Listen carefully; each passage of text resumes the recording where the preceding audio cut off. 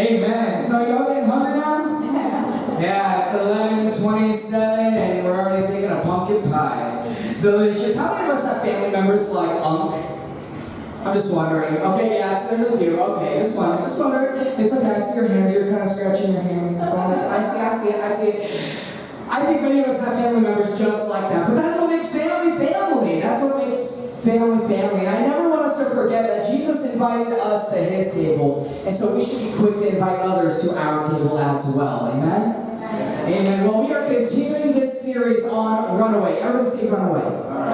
Runaway. If you have your Bibles, I want to ask you to go ahead and turn to the book of Jonah, Jonah chapter 3. We are talking about Runaway. We're continuing this discussion on Jonah and what Jonah has done, what he did, what he's doing, where he's going, what happened to Jonah. And so I want you to go ahead and turn to the book of Jonah. And while you do that, I want to tell you a story.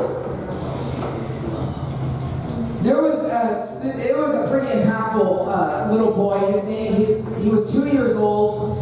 He had a lot of problems going on in life as he was growing up. He had a lot of ear infections and earaches. He had his tonsils kept swelling, kept getting strep throat. It got to a point where his dad was continuing to take him to the hospital over and over and over. And they finally said, hey, we need to get a tube in his ear for drainage, and we need to get his tonsils out. 2 years old, and this little boy's having to go through all of that. And although that surgery anyways, is so simple today, for a 2-year-old, it's massive and it's a lot.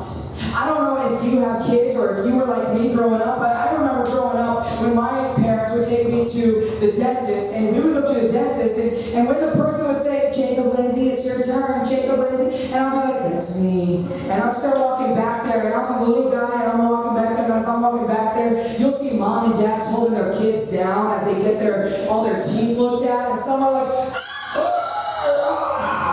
like they're just yelling, they're screaming. You're having to hold them down, like trying to not get them to move. Anybody have kids like that?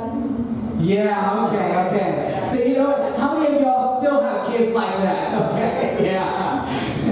They're 33, and I know I can say their name if you want. I got it. But many of us go through that and we see those things. Well, this little boy, he was 2 years old and he's about to go through surgery.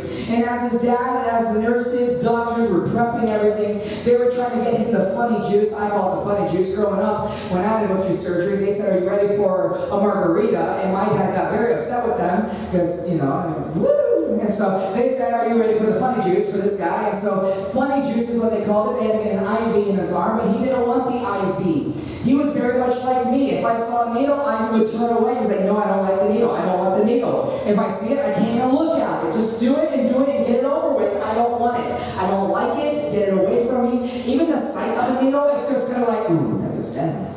Like, I just don't like needles. That's one of my things. I just don't like needles. This 2-year-old boy had to go through this. He had to get to surgery. So his dad, being his daddy, he had to hold his kid down. And he had to strap his arms. And how many of your kids at 2 years old even, you have found out that a 2-year-old at that stage, those moments, have more strength than you do? You know exactly what I'm talking about. It's like, you hold their hands down, it's like, where did you lift weights? I don't get it. They're strong. And so his dad is having to strap his arms down just so they can get the IV in. But you see, in this little 2-year-old's mind, I can just imagine what's going through his mind and questioning his daddy's motives. What is my daddy's motives? I thought he cared for me. I thought he loved me. He's hurting me. He's holding me down. He's letting them stab me. What is going on with my dad? I thought he loved me. And even though the little boy would see it that way, the dad would see it as a sign of love, trying to help his son because he knew what his son had to go through in order to have a better life in the future. And so the question is not, does God care? The question is not, does God care? But will you recognize the desire, will you recognize and desire his care when it comes? I think many of us will have that, especially especially after this past week and the move that God is doing through here and stretching and molding our hearts at GraceLytle.Church, sometimes we get in those mindsets of, does God even care? God, I had a great Sunday. This was a great Sunday. I was so blessed by it. I was encouraged. I was challenged. God, but now, do you even care? Do you only show up on Sundays? Do you not show up? And we start asking those questions when we let the enemy seep into, does God not even care? We can't allow those thoughts to happen. We got to take those thoughts captive because God does care. God does care. But He also knows what you need to go through in order to get you where He is taking you.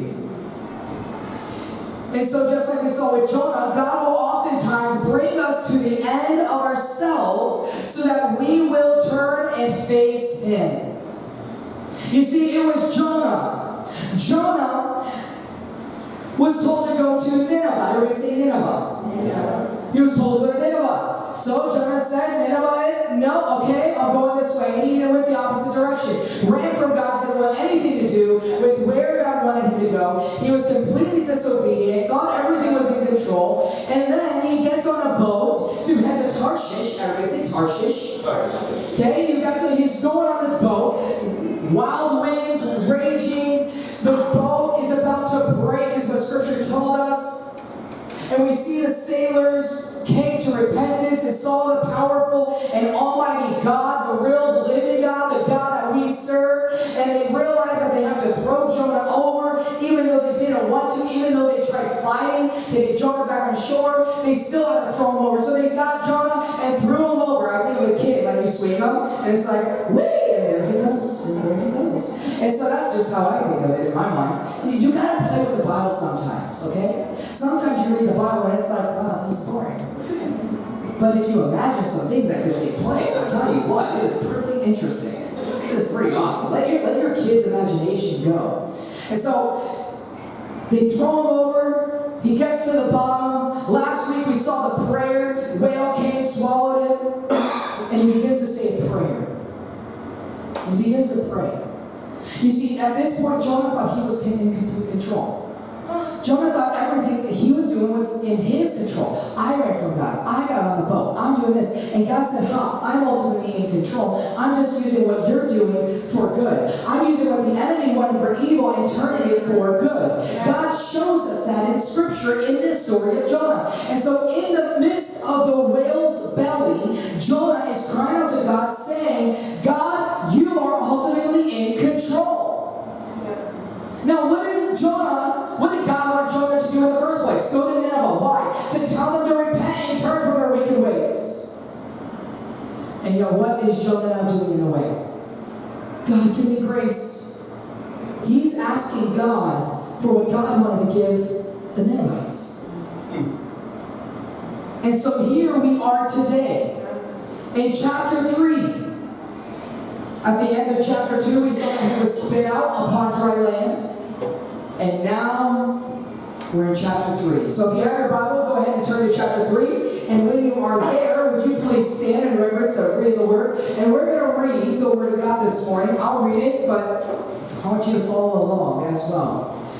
It says in Jonah chapter 3, beginning in verse 1. Now the word of the Lord came to Jonah the second time. Now that's pretty significant right there. We're going to touch that in just a second. Saying, arise, go to Nineveh, that great city, and preach to it the message that I tell you. So Jonah arose and went to Nineveh, according to the word of the Lord. Now Nineveh was an exceedingly great city, a 3-day journey in extent. And Jonah began to enter the city on the first day's walk. Then he cried out and said, Yet 40 days and Nineveh shall be overthrown. Pause. Can you imagine? This man who has been in a whale. The acid in the whale, many theologians will say that his skin has become very lightened, his hair has become light because of the acid that's in the whale. So not only does he look crazy, he's beginning to sound crazy. Have you met one of them before? Okay, so let's keep going. Yet 40 days in Nineveh, and Nineveh shall be overthrown. The people of Nineveh believe. So the people of Nineveh believed God, proclaimed a fast, and put on sackcloth from the greatest to the least of them. Then the word came to the king of Nineveh, and he arose from his throne and laid aside his robe. That's pretty significant. Covered himself with sackcloth and sat in ashes. And he caused it to be proclaimed and published throughout Nineveh by the decree of the king and his nobles, saying, let neither man nor beast, herd nor flock taste anything. Do not let them eat or drink water. But let man and beast be covered with sackcloth and cry mightily to God. Yes, let everyone turn from his evil way and from the violence that is in his hands. Who can tell if God will turn and relent and turn away from his fierce anger, so that we may not perish? Then God saw their works, that they turned from their evil ways, and God relented from the disaster that he had said, and he would bring upon them. And he did not do it. Let's pray. Heavenly Father, we thank you for these words, Lord God. And I pray as we dissect and look, Lord God, I pray that you will speak to us and show us, Lord God, what you are going to speak to us, Lord God. Let us be vigilant. Let us be not just listeners, but let us hear your word, Lord God. Let it pierce our hearts for what you are going to say and do, Lord God. Let it get in our mind, Lord God. Let it just be repetitive within our mind of what you are doing in us, Lord God, making us soften for your will and what you're wanting to do, Lord God. I pray this right now, Lord God, in this place, Lord Jesus, will let every single person today experience your presence in a great way, in a refreshing way, with a new anointing from our King Jesus. We love you, we praise you, in your mighty name we pray. All God's people said. Amen. Amen. You may be seated right where you are. So this is pretty significant just in the first couple verses. Keep your Bible open. Keep Jonah chapter 3 open, because I want to touch verse 1 and verse 2 one more time. It says, then the word of the Lord came to Jonah a second time, saying, arise, go to Nineveh, that great city, and call against it the message that I tell you. I love how it says arise and go to Nineveh, because that song that we sang, open up the windows, let the light in. It said, it's time for the sleeper to awake. It's time for the old winds to change. That is on a daily basis. That's just not, okay, today's the day, tomorrow's another. No, we have to face this every day. And every day needs to come with a new wind. Every day has to come with a day where we worship Christ. Every day has to be a day that we decide we're going to wake up to the calling that God has called us to and go where God has called us to go. So before we go any further, I want to look at that one more time. The word of the Lord came to Jonah the second time. Now those words are not very famous in our vocabulary, because nobody likes the word second. Hey brother, you just came in second place. I'm like, that's losing. Okay, I got it. You don't have to rub it in. It's the first loser. That's exactly, it's the first loser. And when you're in the Olympics, you're not there saying, wow, look what I got. I got silver. You're like, yeah, I got silver. I'm going to try harder for gold next year. You fight for that first place. Second is kind of like, I don't like it. You don't like it. But to come in second feels horrible. It sounds horrible. And we don't like it. However, if we use it in a different context, I think many of us will thank God for it. If it's the fact that you're dating your girlfriend and today marks 1 week and you forgot to tell her happy anniversary, you blew it. Well, you pray that one day she'll forgive you and give you a second chance. And when she gives you a second chance, you're going to be like, yeah, second chance! And you're going to make sure that you write it down again. Maybe it's for the man or the husband that remembered when deer season began, but forgot his wife's birthday. Okay, man, all I'm going to do at this point is just pray if your wife will give you a second chance, okay? But at that point, it's like, oh, second chance, thank you. Maybe it's because you were running late because of something going on in the morning to work. And you get to work late and your boss says, hey,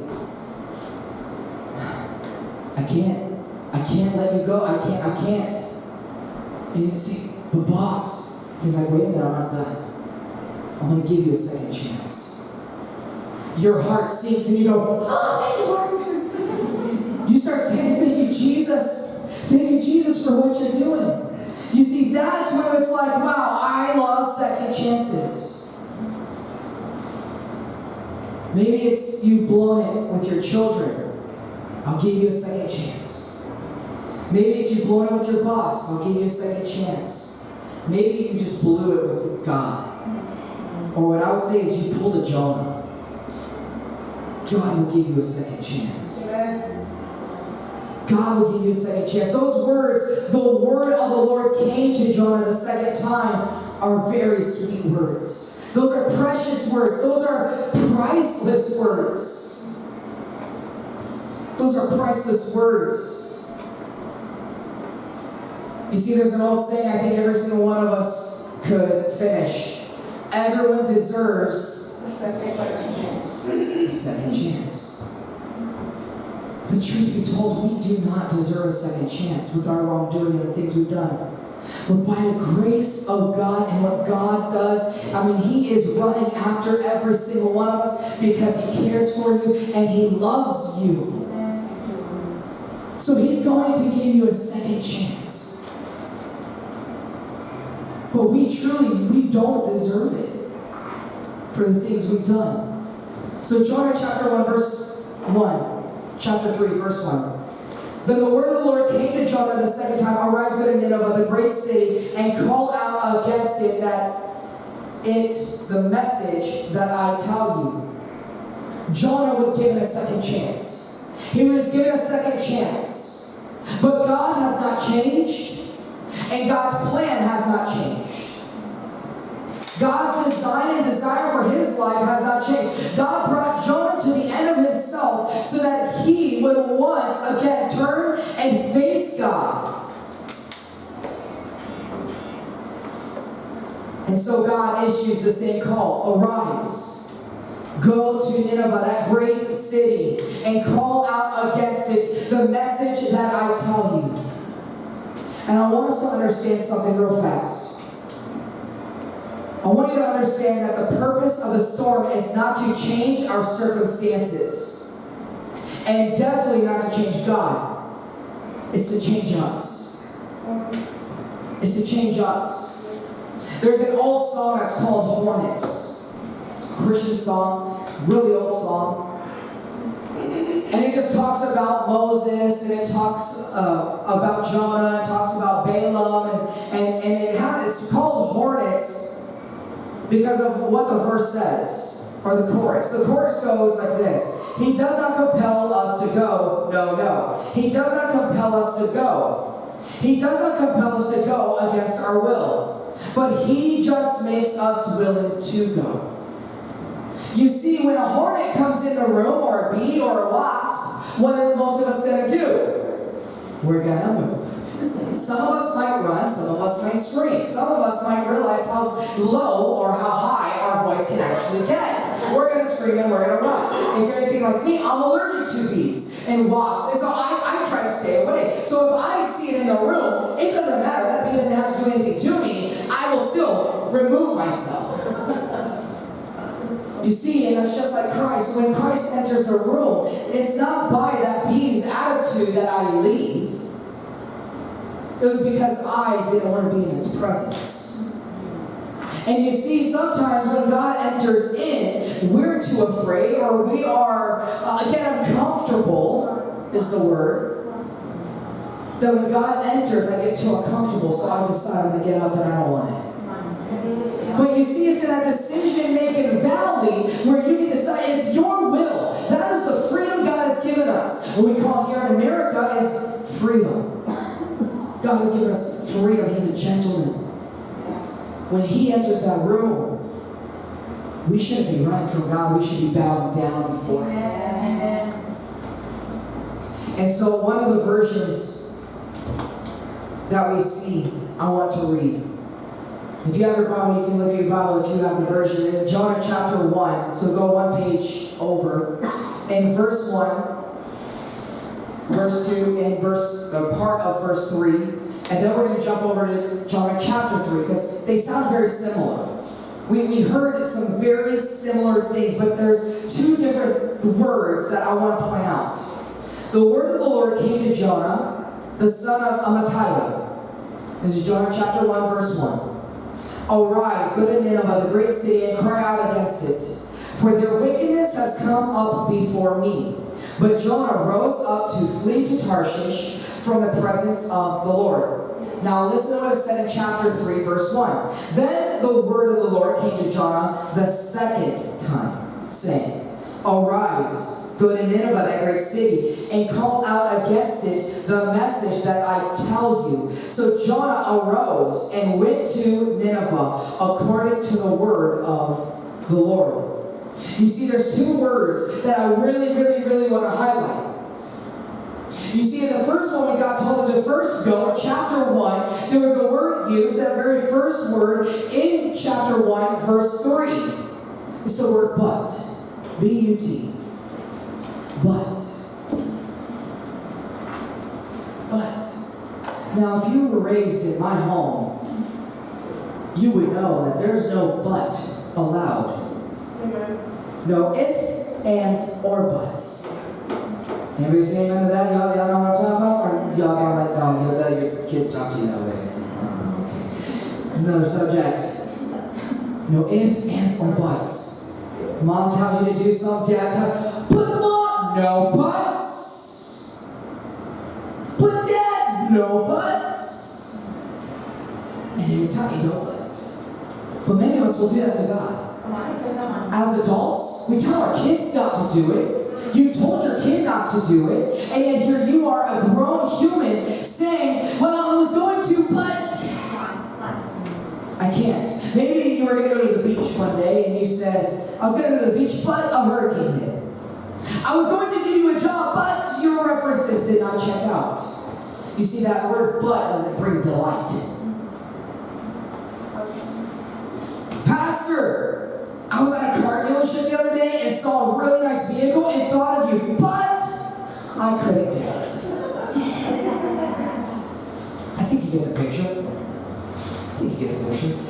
Now, in verse 3, there's a different word that's being used. And that word is so.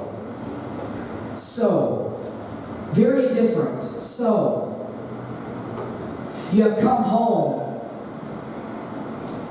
to your spouse, to your wife, and you looked at your wife and you said, babe, we're going out to dinner. We're going to go to a nice restaurant. So, go get ready. And you say, yeah, I am. And you go get ready. You see, that word so brings on a different characteristic. Or maybe it was this one. Pastor, I was at the car dealership the other day and saw a nice vehicle and thought of you, so I bought it for you. Doesn't it have a nice ring? I think it has a nice ring too. Anyways. You get the picture. Completely different. Completely different. Much better than that big but that we keep hearing. That gets in our way and gets us in trouble so many times. We've all used it. And sometimes we use it against God as well. I know that you're calling me to a new life and you want me to be saved, but I know you want me to make my faith public and be baptized, but I know you're calling me to be faithful and give you a 10%, but Jonah is learning a lesson. Jonah's learning a lesson, and we need to learn as well. And that is that obedience brings blessings. Amen. Obedience brings blessings, and disobedience invites burdens and correction and confusion. Yeah. Confusion is not from God. Yeah. And so in those moments of disobedience, it can bring burdens and correction. Jonah is learning the lesson here.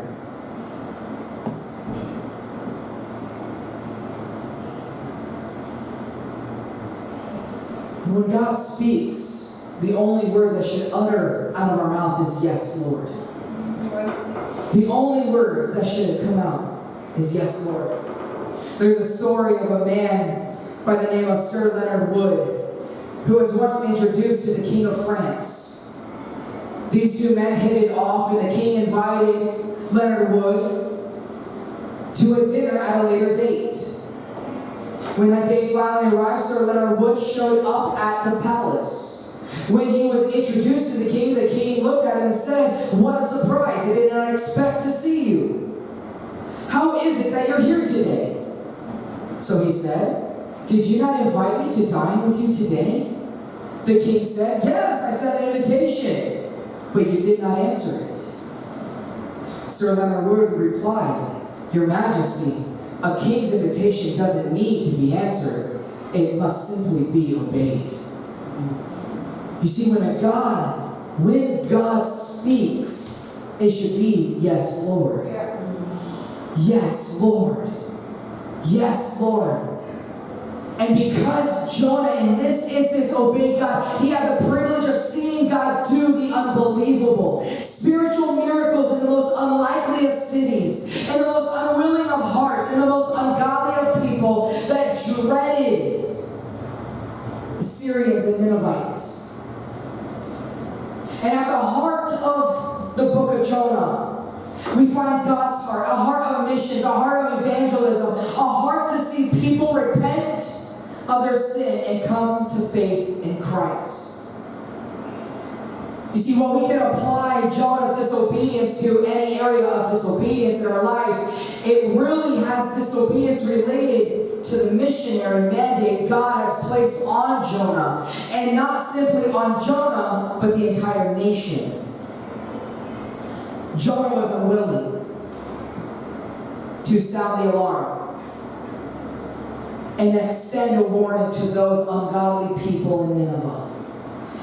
He knew that the warning was offering grace. He knew the warning of judgment was going to be an opportunity to repent. But in Jeremiah 18, verse 7 and 8, it says, "At one moment I might speak concerning a nation, or concerning a kingdom, to uproot, to pull down, or to destroy it. If that nation against which I have spoken turns from its evil, I will relent concerning the calamity I planned to bring on it." Jonah was not concerned about those outside of his nation. He was not concerned about those who were on the outside of God's covenant with his people. He was not concerned about those who do not know God and were far from God. Jonah was once again face to face with God. Jonah may not have concerns about the spiritual condition and salvation of the nations, but God did. And God still does.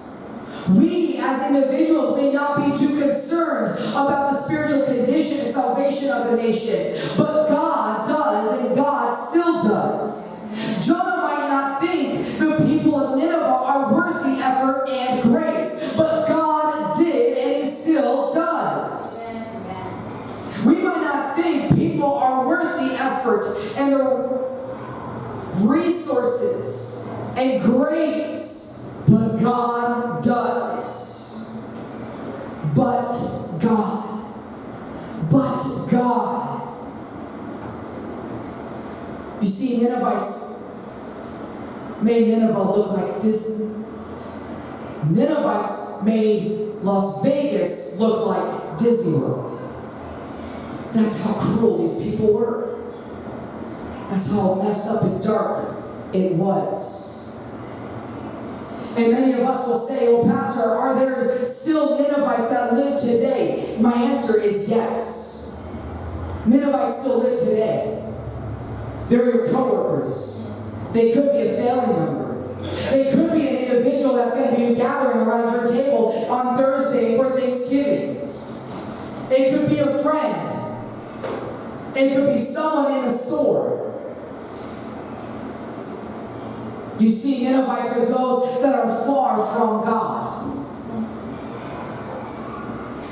They are people that are too messed up in our minds, or too far gone, or too washed up and too damaged in our eyes to ever be saved. But can I tell you, we are messy people, just like that video said. Yeah. God works with messy people. Amen. God worked with Jonah, amen, who was a messy.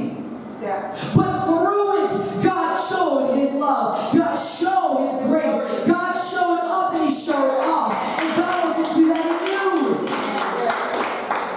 God wants to do that in every single one of us as well. So is a heart too hardened for God to make mush? Absolutely not. Amen. Can you be so low that God cannot reach you? Absolutely not. Amen. God can reach you in the darkest of valleys. Amen. Hallelujah. Amen. There is no cement of sin that God cannot pull you out of. Amen. There is no one too damaged and too messed up that God cannot make new. Amen. There is no heart too hard that God cannot break through. And there is no one so fast that they can outrun the hound of heaven that pursues their soul.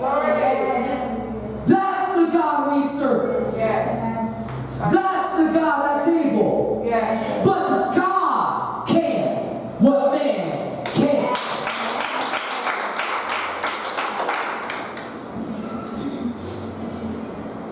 So those individuals at your workplace, the ones that are surrounding your table that you see as a Ninevite, your friends, the people at the store, every single one of them, God loves.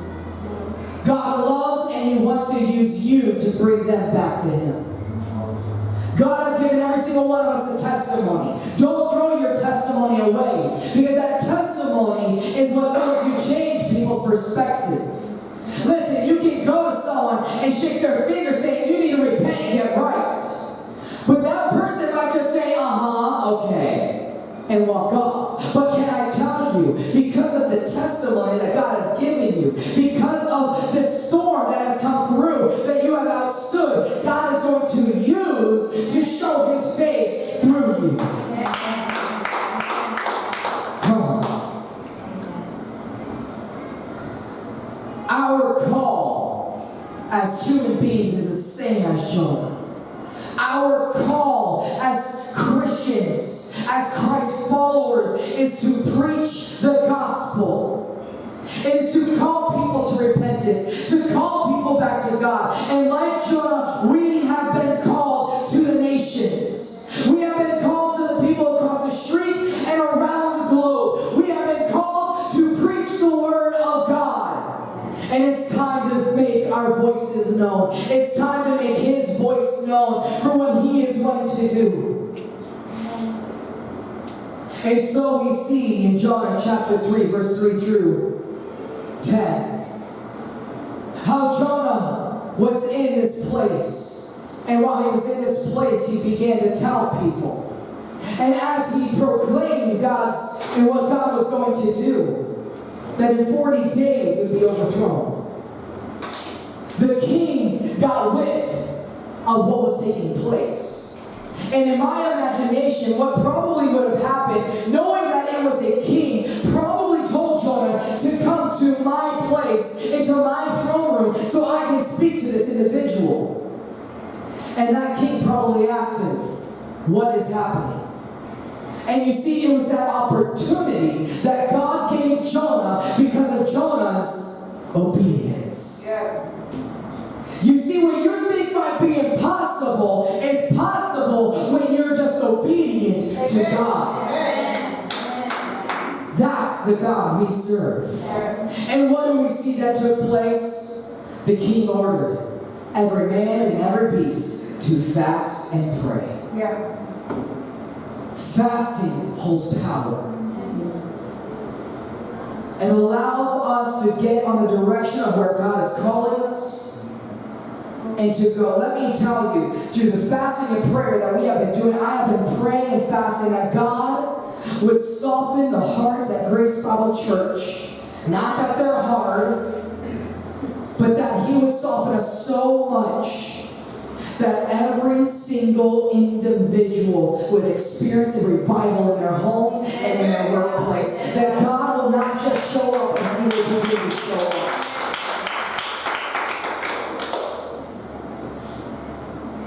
And after seeing what happened last week, I truly believe that God is already at works of what He is doing in the hearts of so many here. It's absolutely amazing what God can do when you just allow Him to move. If you can come up.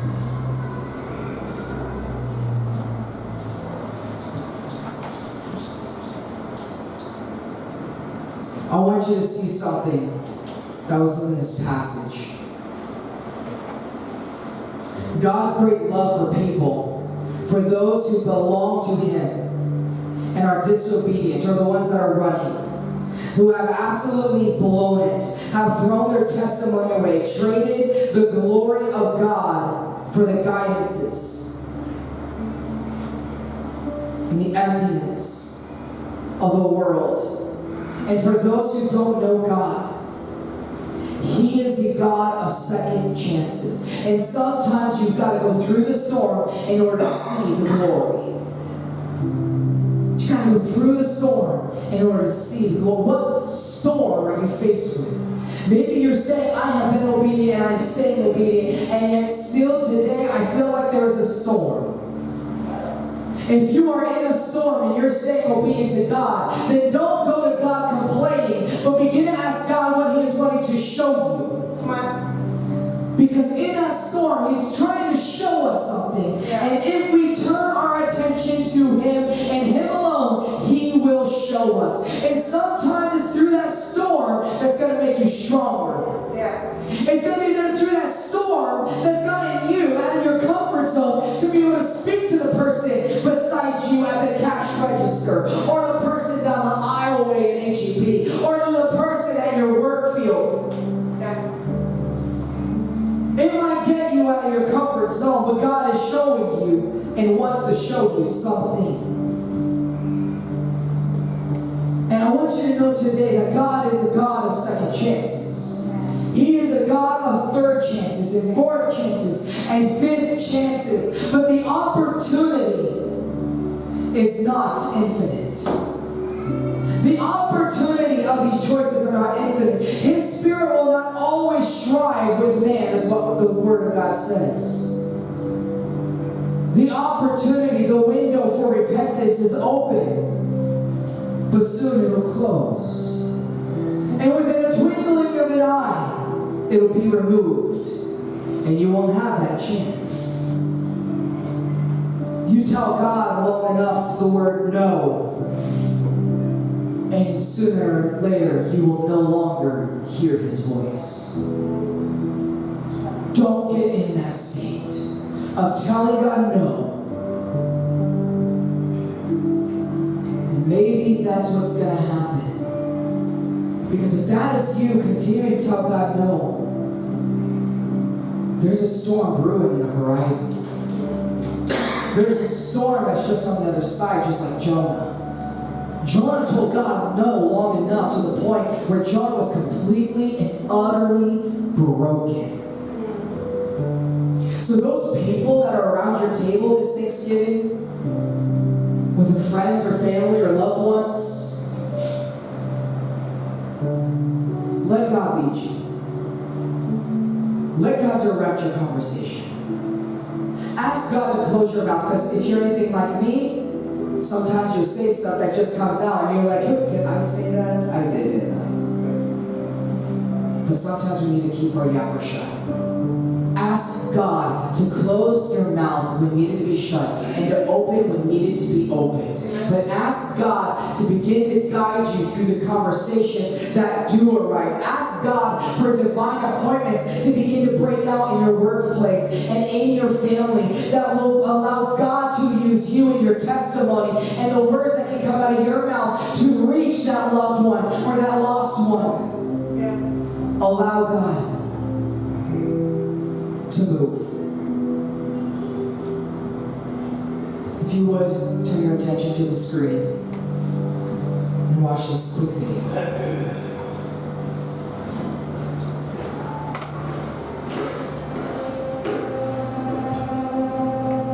Give thanks for the good days. When the traffic lights all turn green, where promotions come and bad habits are broken. Give thanks for warm meals and the company of friends.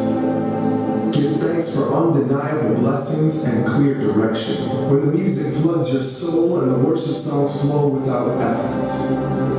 Give thanks for coffee and clothing and hope that the two never mix. Give thanks for the mother who battles daily in prayer, for the father working 3 jobs, for the brothers and sisters who build blanket forts and read bedtime stories. Give thanks for sons and daughters and all our family who remind us of what truly matters.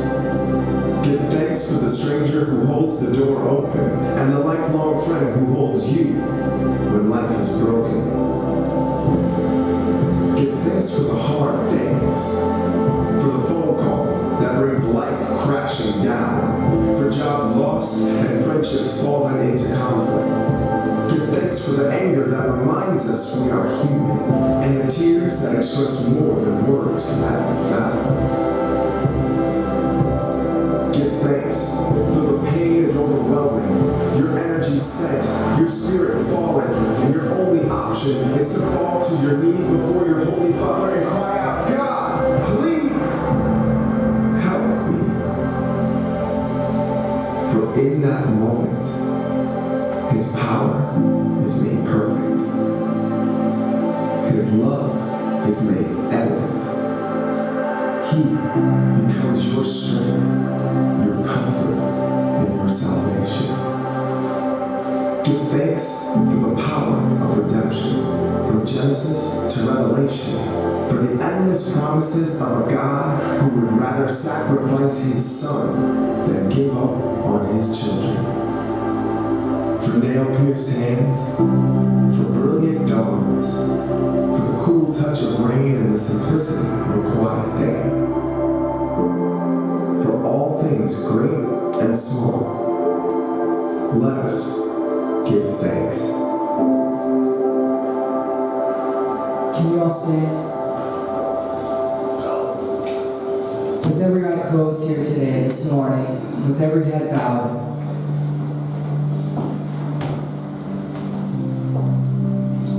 we have to remember to give God thanks through it all. Through the storm, and through the great times. And before we close, I want to give you the opportunity as well.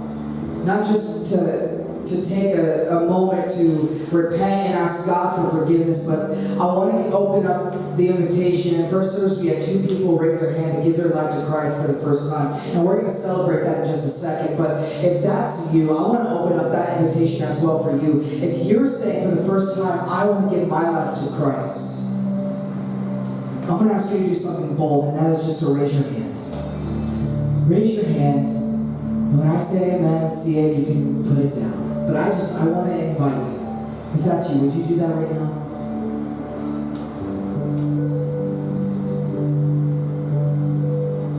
Amen. God is good. God is good. Can we just repeat this prayer? Heavenly Father, I love you. I'm sorry, for I am messy. But you were there to pick me up, to dust me off, to make me new, to point me in the right direction, and tell me where to go. Forgive me, for I'm messed up. But with you by my side, anything is possible. I'm Lord God, I just pray right now over every single individual, Lord God. For you know their circumstance and you know where they are in their life and their walk with you. Lord God, I pray, Lord Jesus, that you will just begin to pierce their hearts, Lord God. Let them thrive for you. For you are zealous for us. You run after us. It's our decision. And Lord God, I pray that every single person here will decide today to make their life right for you. Even if it is the 800th time, Lord God, will you forgive them and love them and extend grace to them. Lord God, show up in every single person here. Bring divine appointments during the Thanksgiving day, Lord God. As we gather as family and friends, I pray that you will guide the conversations. Lord God, close our mouths if we have nothing good to say, and I pray that you will give us the words to say when needed to be spoken. Do not let us walk in timidity. Do not let us walk in fear, but let us walk with boldness in the love of Christ. Let us not let people trample on your name, but to be bold for you. Lord, I thank you for every single individual and what you are doing in this place, Lord God. Let them have an amazing holiday, Lord Jesus, as they eat a bunch of turkey, Lord Jesus. Let it go down like carrots, for we need it. But we love you, Lord. We thank you for who you are. In your mighty name we pray. All God's people said, Amen. Amen, amen, amen. God bless you. God bless you. We'll see you next week.